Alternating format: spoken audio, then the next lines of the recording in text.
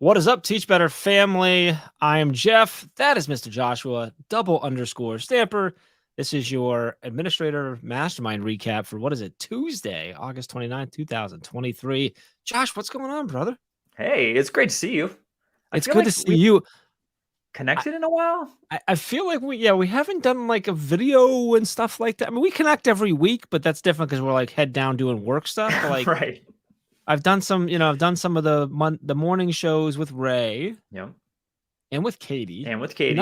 But nothing with you yet. I don't think we have not done that. You've done with Katie or with Ray, at least. Maybe with both. Katie too? No, I've done it with Ray. And typically you do this recap with Katie. And Brad. Well, and Ray. What is going on here? Why did they get... Anyway, so I'm here. Just got done with a great Administrator Mastermind, which we do every Tuesday morning. 9 a.m. Eastern time. And you can go over to teachbetter.com/mastermind to get that for free. You just got to sign up. That way you get the link every week to join us. But another great conversation. I love this. The mastermind's a lot of fun because it's just, one, it's a space for administrators just always be able to come to if they have an issue, if they just need that support, they just need to feel that community. But we also have themes and things that we talk about. We're always posing questions. A lot of good conversations today around a lot of questions. And we had a nice group. Last week was a little thinner. Right, school was really kicking in for everyone. Back to more normal sized group today. So, so we come on and do these recaps to try and just sort of, if you missed it and you weren't there, here's a little bit of what came away from this meeting and stuff. So I'm feeling very Christmassy with your mug there, just so you're aware. It's I love very Christmassy. I know. It's like that mug is like the coffee mug. It's the Christmas pajamas of coffee mugs. That's what. Anyway, if those of you who are listening on the podcast and not watching this, his mug is green and red like plaid. Like it's totally, just picture pajamas that were like Christmas pajamas that were turned into a coffee mug. Anyway, all right, Josh, you started with the first question that you posed was, what's the most unusual classroom observation experience you've had, and how did it influence your perspective on teaching and learning? There was a few good stories here. Which one do you want to actually share and pull away from? I don't know. There was the breakdancing in the middle of the class, which I thought was very entertaining. Yeah. Because, we're talking about student engagement for the month of September. So the students were very engaged, just not on the appropriate thing. Yep.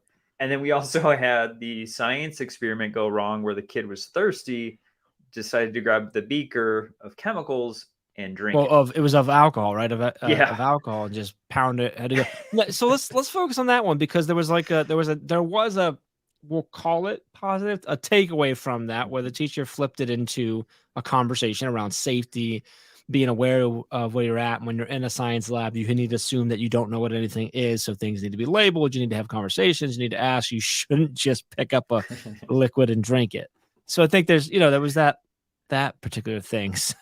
Well, I think the takeaway too was that like there is a trial and error to teaching and education, and Absolutely. A lot of times we don't think of something because kids will know how to run an experiment. This is not their first time. Mm-hmm. And then something crazy happens that you never would imagine, and then you have to kind of pivot and make adjustments. And that's really what happens in the classroom. And so I feel like the overarching conversation today was just the idea of accepting failure to a degree. Like, things are going to happen in the classroom. You're going to need to try things out. There's a trial and error, but then you also need to adjust and make changes based on what you just experienced. So I think that story specifically kind of opened up the door for what we're about to talk about next. Yeah, which I think this is, I don't know if this is where we're going on, but one of the things that we talked a lot about was the observation process, and not just the process, but also the environment and culture that we create around those processes, and while making sure that we're hitting the things that are required while also making it beneficial and stuff. So do you want me to go right through the questions here, or do you have anything to like pop up? So the first question was, how do you foster that culture of continuous improvement, innovation, to really drive the momentum in your school? And we really got into it, diving, but I also want to get into some of the changing and stuff too. But what was your big takeaways from that? Like, how do we foster this culture of innovation and improvement, and just constantly having this momentum forward of being better every day? Yeah, I thought the conversation really was about giving clear and concise feedback, but then also making sure that you're providing support. And so, yeah, of course, getting into classrooms, the formal assessments, the evaluation process was really discussed heavily here. And I feel like this question was probably the majority of, Yeah, the definitely. discussion.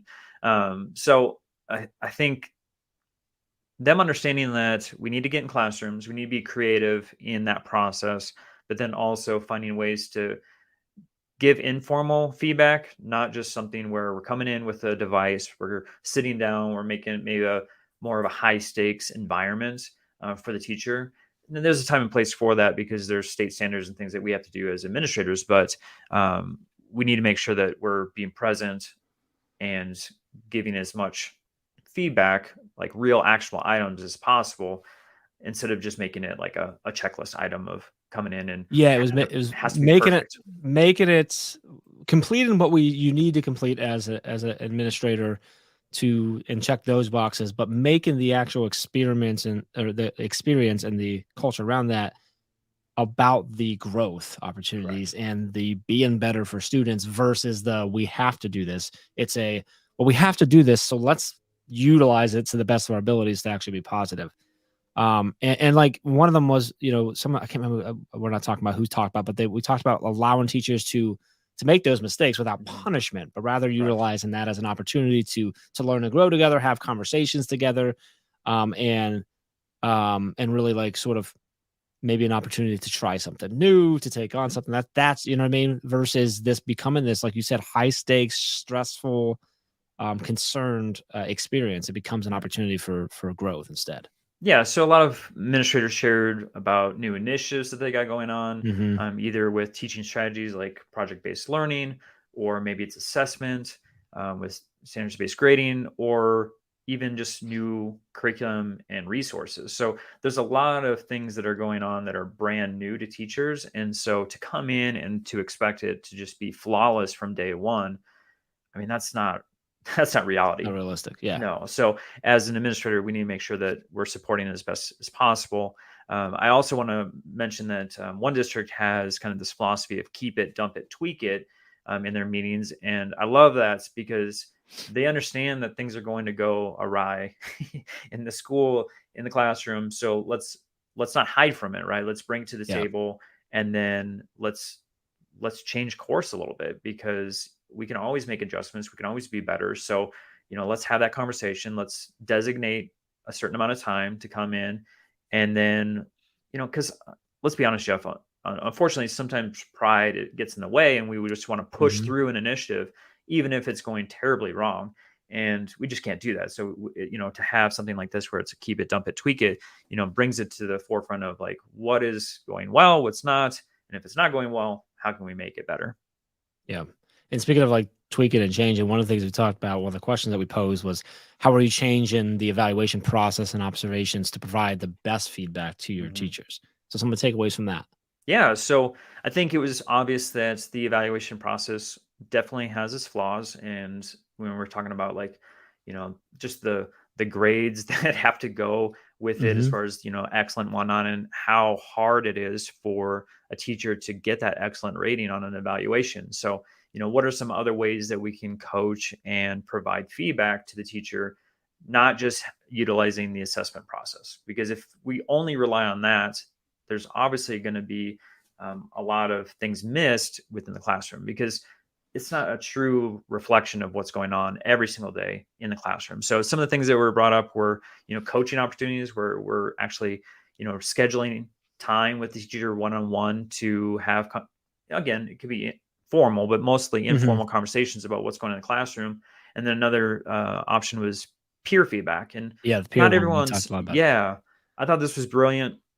I think it's great for culture. I've been on a campus where this actually occurred, where teachers would volunteer to go into other classrooms and to see other things going on. I thought for myself, I was a teacher at the time, it was extremely beneficial for me, because I was taking things, oh, I love this. I don't think I could pull this one off, or, I would never do that. It'd fail miserably. So like for me personally, it was a beautiful thing to help me as a teacher, but then also it helped the other teacher by giving them that feedback. There's a growth period opportunity for both, more so, I think. Correct. I think there's also always a growth opportunity for, as a admin, if you're going in a room, you should see that as a growth opportunity for yourself as well.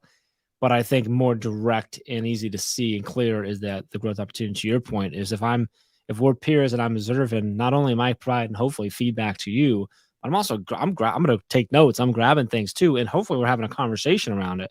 Yep. I think someone referenced that was a little more low stakes of an experience, and I think I agree with that. But also part of me goes, well, if that feels lower stakes than yours as an admin, then you need to change the culture of yours. But naturally, my colleague down the hall coming in to observe me, I'm going to naturally not think that is as, I'm not going to stress the same way I do when it's something that could potentially impact my job, my salary, stuff like that. So like there is a lot of opportunity there for that growth to happen, and that be the focus and the purpose of, and the culture of observations being around growth versus being around a score that can be a negative thing. And I think a lot of power in there. And I think the group seemed to all agree like that was very powerful when it comes to the peer feedback. So yeah, I think even if an administrator tries their best to make it feel like it's very informal, we're coming in just to support, the teacher always feels different when an administrator comes in. It's just a natural thing. So, a peer feedback, like you said, it provides low stakes.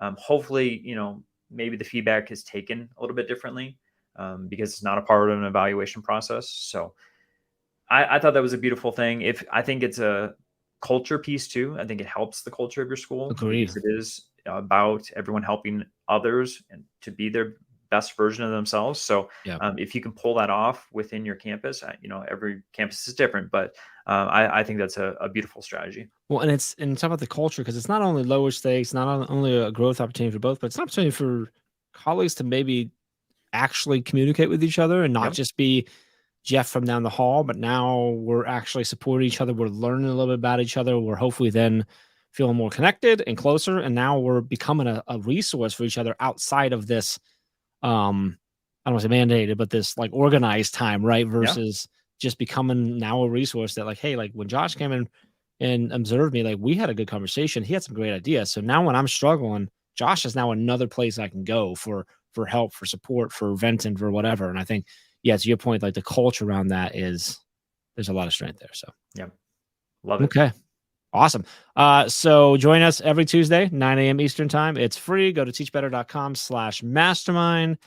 And if you're watching on YouTube, drop comments. Let us know, what are you thinking about the culture and the processes that you have around observations. And if you're listening on the podcast, you can always tweet at us or whatever the heck they call it over there now, or hit us on Instagram. Everything's at Teach Better Team.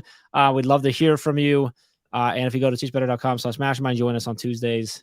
I think that's all I got, Josh. Is that all we have? Yeah. I can't wait for September, man, because we got student engagement as the topic. Yes. Nice job remembering that. Good job, buddy. All right. We will see you next week, y'all.